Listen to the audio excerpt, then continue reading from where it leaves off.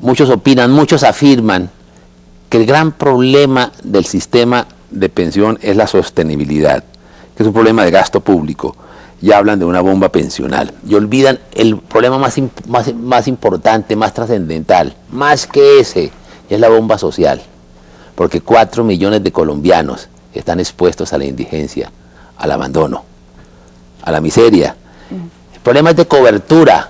¿Cómo vamos a ampliar la cobertura? ¿Cómo vamos a hacer que más colombianos se beneficien de la pensión de jubilación? Aquí está la propuesta, la pensión familiar, que ya está en la ley desde el 2012, pero es absolutamente ineficaz, tal como está diseñada. ¿Por qué es la pensión familiar? Usted llega a los 57 años de edad, yo sé que todavía no, que falta mucho, ¿sí? Pero usted llega a los 57 años de edad y apenas logró cotizar 800 semanas. Su esposo llegó a los 62 años y cotizó 600 semanas u otras 800 semanas. Ni usted puede pensionarse, claro, ni él se puede pensionar, pero si sumamos las semanas cotizadas, cumplen los requisitos, tienen la edad, tienen las semanas, claro, pensión familiar. Está en la ley desde el 2012, pero como está diseñada por los requisitos que le colocan, solamente 250, 300 familias se han beneficiado, pudiéndose beneficiar más de 1 millón de familias. Entonces, ¿qué vamos a hacer? Vamos a modificar el gran obstáculo que existe hoy en la ley, que usted a los 45 años ha debido haber cotizado el 25%, es decir, 325 semanas, y él lo mismo. Claro, pero también algo vinculado y relacionado con el tema del trabajo. Claro, entonces... el tema laboral. Vamos a fortalecer la pensión familiar y vamos a ampliar la cobertura, que es lo que el país necesita. La verdadera bomba social que existe es precisamente en las restricciones que existen para beneficiarse de la pensión de jubilación. ¿Y el tema de los recursos ahí? Los recursos los vamos a obtener, ¿de qué forma vamos a obtener recursos? ¿De qué forma? En Colombia, ¿sí sabe cuántos informales hay en el país? ¿Cuántos? 15 millones. 15 millones. De los 23 millones de ocupados, 15 son informales. Solamente 7.500.000 tienen seguridad social, están afiliados a salud y a pensiones. Y los informales, que son los vendedores ambulantes, que son los trabajadores de la construcción, esas personas o cotizan o comen. Totalmente de acuerdo, o cotizan o comen. No, fíjese lo que pasaba la semana pasada en Girón, en Santander. Una señora, una vendedora de tintos, fue multada por el nuevo código de la policía que porque estaba invadiendo el espacio público. Una vendedora de tintos. Entonces, así es absurdo, es absurdo. Una multa, una sanción, claro, imagínese, entonces, esa señora, ¿cómo va a ir a pagar eso? Entonces, o cotizan o comen. De cada 1.000 pesos tendrían que cotizar 300 pesos. El 28.5% de lo que ganan tienen que destinarlo a la cotización. ¿Qué vamos a hacer nosotros para lograr hacer migrar esos millones de informales a la formalidad para obtener recursos? Vamos a reducirle los porcentajes de cotización. Es que un dependiente, alguien que tiene su patrón, cotiza a un trabajador el 4% en salud y el 4% en pensiones. Los independientes tienen que cotizar el 28.5%. Vamos a reducir el valor de las cotizaciones, los porcentajes, vamos a hacer atractiva la formalización y vamos a hacer migrar millones de informales a la formalidad y vamos a obtener recursos. Pues, doctor Ordóñez, vamos a hacer la pausa aquí en la otra cara de la moneda, pero ya seguimos para abordar los otros puntos que nos quedaron ahí en el tintero sobre ese programa que usted tiene en caso de llegar a la presidencia de Colombia. Hacemos la pausa, ya venimos. Bien, estamos de vuelta en la otra cara de la moneda, en esta conversación con Alejandro Ordóñez, quien quiere llegar a la presidencia de nuestro país. Abordábamos un poco esas propuestas de gobierno que propone Alejandro Ordóñez en caso de ser electo, y estábamos abordando justamente el tema de la formalidad. ¿Cómo hacer atractiva la formalidad en nuestro país? ¿Qué cantidad de personas trabajando de manera informal? Pero eso también, doctor Ordóñez, relacionado y vinculado con un poco con el tema de qué difícil es hacer empresa en este país. Es muy difícil. Qué difícil es emprender. Es muy difícil hacer empresa. Me quedó en la mitad de la propuesta pensional, pero sigamos mejor. Pero es bien atractiva porque necesito levantar más votos de estos señores que están acá.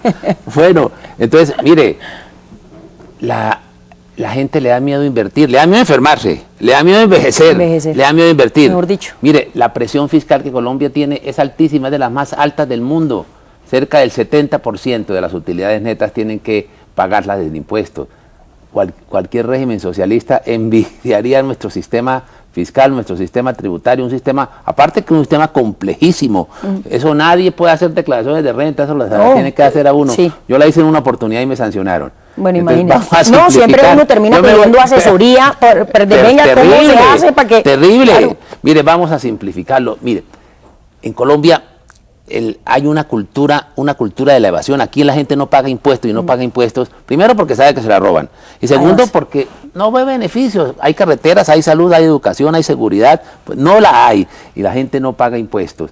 ¿Y qué vamos a hacer para lograr que haya más inversión, para lograr que haya más empleo, para lograr que haya menos informalidad, que fue lo que hicieron los países asiáticos, para lograr dispararse, para lograr que la economía creciera, claro, con austeridad, con seguridad jurídica y con un régimen fiscal que promueva la inversión? Entonces, y el tema de la austeridad, fíjese que ya lo he mencionado 2 veces. Claro, es que esta es la falta de austeridad del gobierno de Rochón, el gobierno que gasta, la irresponsabilidad, y eso tiene una razón, tiene una explicación, una justificación.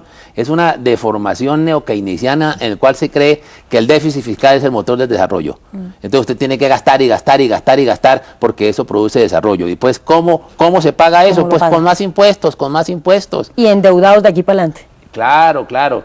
Yo recuerdo, yo aprendí estas nociones de la sostenibilidad fiscal hace 50 años con mi abuelita. Mi abuelita regañaba a mi mamá. Un día me la encontré regañando a mi mamá cuando llegaba del mercado. Decía, mijita, como será santanderiana, era cañera, pero sí, santanderianizada. Decía, mijita, aquí en la casa se gasta lo que se come. Perdón, sí, se come lo que se gasta. Se come lo que se gasta. Eso no estuvo en Harvard. Ni fue ministra de Hacienda, pero le aprendí más economía y más hacienda pública que al doctor Cárdenas, el ministro de Hacienda. Entonces, mire, eso está inventado, la reducción de impuestos. Si nosotros queremos que la economía crezca, hay que reducir impuestos.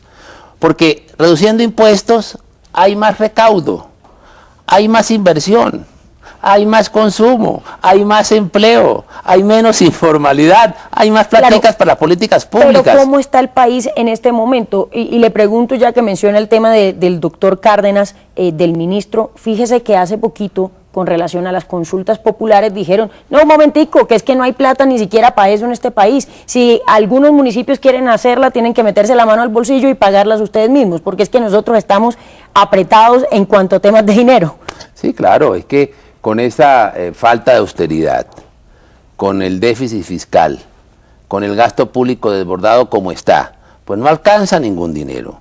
Es que eso es, primero, con austeridad, segundo, con seguridad jurídica, tercero, como un régimen, con un sistema tributario que promueva la inversión. Es que hay que hacer más fácil pagar impuestos que evadir.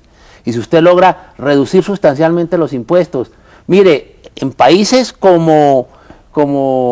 Pero sí se puede hacer con el panorama, con el escenario actual que tenemos en este país. Claro que sí, porque la gente cree que bajando impuestos se reduce el recaudo. No, bajando impuestos se aumenta el recaudo, bajando impuestos aumenta la inversión, bajando impuestos hay menos evasión. Es indudable que ese es el gran desafío que tenemos. Eso es lo que han hecho muchos países, incluso en otras latitudes, y eso hay que pensarlo aquí en Colombia, es crear el impuesto plano. Es decir, que usted paga un mismo porcentaje por las rentas de capital y las rentas de trabajo sin hacer distinción. Y usted sabe que pagará el 10 o el 15 o el 16% de todo ingreso que tenga. Y podemos hacer la declaración de renta en 5 segundos. Pero eso ha generado el crecimiento de economías y realmente desafío. Porque mire, la única forma conocida de hacer rica al Estado es hacer rico al ciudadano. Es proteger al ciudadano, porque el verdadero motor de la economía es la iniciativa privada, es la protección de la propiedad privada, es la mejor manera, la creación de empleo es la mejor política social. La creación de empleo responde a los desafíos mediante estas estrategias de inversión, estas estrategias de consumo, nosotros debemos que hacer toda una reformulación en esta materia, pero teniendo a sabiendas, teniendo claro que es mediante la iniciativa privada, la promoción de la iniciativa privada, que lograremos dar un golpe definitivo al crecimiento de la economía. Claro, y para todo eso, lógicamente, se necesita también seguridad. Claro, seguridad en todas partes del país. Claro, seguridad, no solamente seguridad ciudadana, que no la tenemos, que la hemos perdido gracias al incremento exponencial. De hecho, Bogotá tiene los índices disparados en seguridad. Sí. Y acuérdese una cosa, están disparados desde el momento que hubo un aumento exponencial de los cultivos de droga, gracias a los acuerdos de La Habana. Estas 220.000 hectáreas de coca, ¿qué implica? Pues más coca en las ciudades, más alimento para las bandas criminales, más extorsiones, más inseguridad ciudadana, más alimento para que estas bandas criminales, porque estas bandas criminales no solamente distribuyen, sino cometen delitos. Pero seguridad no solamente ciudadana, seguridad jurídica. Es que a usted le cambian las condiciones jurídicas a cada instante, a cada momento. No solamente las circulares del gobierno, los decretos del gobierno, las decisiones judiciales. Aquí la seguridad jurídica es un problema de arqueología. Están en los anaqueles de los museos, pero aquí le cambian las reglas de juego en cualquier momento. ¿Qué inversión puede? Por eso es que la inversión está migrando, por eso es que la inversión ha migrado.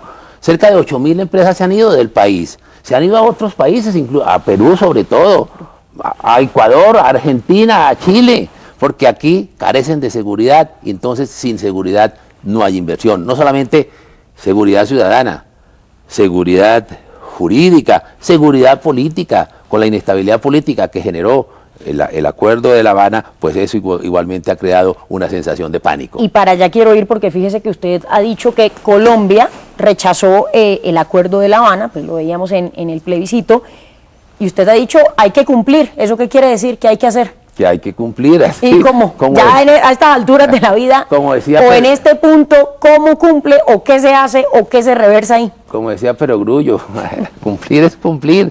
Colombia dijo que no y rechazó los acuerdos. Y eso ha generado una dosis de ilegitimidad después de que el gobierno ha pretendido o pretendió imponer de una manera arbitraria los acuerdos de La Habana. Y ahí, ¿qué hay que hacer? Lo he dicho. Hay todos unos inamovibles que surgen del acuerdo de La Habana, que tienen que ver con la impunidad, que tienen que ver con el narcotráfico, que tienen que ver con la actuación, con la intervención política, que tienen que ver con el narcotráfico como, ¿qué piensa de la JEP? Político. Voy para allá. Entonces, allí, ¿qué nos toca hacer? Lo he dicho, vamos a convocar una constituyente. Voy a propiciar la convocatoria de una constituyente para que sea allí donde se definan todos estos aspectos que el pueblo colombiano rechazó. Ahora hay que distinguir, porque la gente se me asusta, se me escandaliza. Uy, vamos a volver a la guerra. No, lo vamos a echar para el monte tampoco. Los rasos, los guerrilleros rasos, esos están ya amnistiados, están ya indultados. Hay que generar políticas públicas para su protección, para darle su estabilidad, para que no vuelvan al monte. Pero los vagabundos, los que no son rasos, los vagabundos responsables de los crímenes de guerra y de delitos de lesa humanidad, bueno, la constituyente decidirá, pero voy a saldar esa deuda, la que se tiene con los colombianos frente a un ordenamiento jurídico espúreo e ilegítimo que surge a partir de la imposición a la brava de los acuerdos de La Habana. Es que ellos, el gobierno y la FARC, hicieron trizas el ordenamiento jurídico del país, hicieron trizas la credibilidad de los colombianos en su institucionalidad, ese mensaje dramático que recibieron todos los colombianos, sobre todo los menos favorecidos, que el crimen sí paga, que como robaron mucho, que como secuestraron mucho, que como mataron mucho, los premiaron. Por eso es que los helenos se paran y se sientan, y se paran cuando matan más, cuando ponen bombas, cuando destruyen la infraestructura del país, cuando secuestran. ¿Por qué? Porque saben que eso da réditos. Entonces es indudable que aquí, pero están haciendo política, vea, a estas alturas de la vida están haciendo política. Conmigo, incluso hay uno por ahí que va a estar en el tarjetón en caso de que usted llegue. Pero ¿cómo le parece? Conmigo, me refiero al Ejército de Liberación Nacional, conmigo, como reza el adagio popular, tacarán burro. Porque yo no negocio una coma del ordenamiento jurídico con los bandidos. Yo no negocio una coma de una política pública con los bandidos. ¿Qué tendría que pasar con el ELN? Ustedes colombianos deben estar tranquilos, porque la piñata de la impunidad le quedan 3 meses de vida. está en cuidados intensivos, está ya desahuciada. El 7 de agosto se iniciará un gobierno de autoridad y de orden. El ELN, fíjese, ya fue enviado nuevamente al Ecuador, el jefe negociador, Gustavo Bell. Claro, y se pararon bravísimos hace 8 días, y el gobierno protestó, y el ministro se rasgó las vestiduras, y el presidente hasta habló. Y eso uno sabía que eso era un sainete, y por el otro teléfono llamaron al secretario de la ONU para que viniera y le solucionara todo. Entonces, ¿ellos qué saben? Es la pedagogía que hicieron con la FARC. Maten mucho, que yo les doy mucho. Secuestren mucho, que yo les doy mucho. Extorsionen mucho, que yo les doy mucho. Ellos saben que esa pedagogía... ¿Usted seguiría con ese proceso con el ELN? Mire, claramente, justicia transicional, ¿cuál es? La que se le aplicó a los paramilitares. La justicia transicional es penas privativas de la libertad con reducciones razonables, los 7 años que se les dieron a los paramilitares. Verdad y reparación, máximo de verdad y mínimo de reparación y medios de reparación. Entonces es indudable que si quieren reintegrarse a la vida civil, entreguen las armas, entreguen los secuestrados, cesen las actuaciones contra la sociedad civil y se sometan ¿a qué? A la justicia transicional, a los 7 años de penas privativas de la libertad, igual a las que se sometieron los paramilitares. Pero nada de negociar nuestra institucionalidad. Con los bandidos no negociaré la institucionalidad. Eso lo hizo el anterior gobierno, pero este gobierno no defraudará a los colombianos ni a las víctimas. Óigame, doctor Ordóñez, ya se nos acabó el tiempo, pero lógicamente le tengo que preguntar por un tema que usted siempre ha estado ahí en el momento mismo en el que salen denuncias con relación al tema de violación de niños. ¿Qué tiene que pasar con eso? Usted ha propuesto algo como la pena de muerte, pero eso no sería un retroceso para el país. Para casos excepcionales. Mire, el caso que hoy estamos escandalizados todos los colombianos. El lobo feroz. El lobo feroz. Antes fue los Uribe Noguera, antes fue el señor Garavito, los señores de las FARC. Se trata, he dicho, he repetido, he reiterado, debemos pensar en Colombia, en abrir la discusión sobre 2 temas que aquí son vedados, pero frente a casos excepcionales, dramáticos. Se trata de defender a las futuras víctimas, se trata de defender a los futuros niños. Debemos empezar a pensar y a discutir, no estoy diciendo que se implanta, discutamos la pena de muerte para esa clase de delitos, esos delitos atroces, excepcionales, como los del lobo feroz. Sí, 500 niños. Y como los señores de la FARC, otros tantos cientos de niños, o la cadena perpetua. Discutamos o la pena de muerte o la cadena perpetua, pero tenemos que disuadir a estos bandidos para que no sirvan causando el dolor frente a los niños, las tragedias, los homicidios, las violaciones frente a los niños. Lo otro es, en última, si no acudimos a la disuasión, vamos a tener que seguir soportando cada tanto los escándalos como el que estamos sufriendo hoy. Doctor Ordóñez, gracias por haber estado con nosotros aquí en La Otra Cara de la Moneda. Siempre bienvenido, ya veremos qué pasa. Le deseamos muchísimos éxitos además. Muchas gracias por la invitación y me vuelvan a invitar. Claro que sí, siempre bienvenido. ¿Va a votar por mí? Eso no lo puedo decir. El número 3, ¿no? El número 3, el número 3 a la derecha del tarjetón. Bueno, señor, con gracias. Las tirantas. Eso yo creo que lo identifica, no se preocupe. Muchas gracias por habernos acompañado esta noche. A ustedes también gracias por haber estado ahí en La Otra Cara de la Moneda, como siempre.